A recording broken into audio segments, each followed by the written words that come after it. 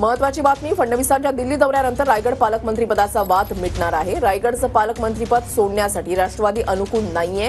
रायगडचं पालकमंत्रीपद राष्ट्रवादीलाच मिळायला हवं असं सूरज चव्हाण यांचं म्हणणं आहे। सूरज चव्हाणांनी TV9 मराठीशी बोलताना ही प्रतिक्रिया दिली आहे। MMR रिजनमध्ये एकतरी पालकमंत्री असावा अशी राष्ट्रवादीची मागणी आहे। विनायक डावरुंग आमचे प्रतिनिधी या संदर्भातली अधिक माहिती देतील। विनायक, रुसाले आपण जर पाहिलं तर रायगड आणि नाशिकचा तिढा जो आहे पालकमंत्री पदाचा कायम असलेला पाहायला मिळतोय।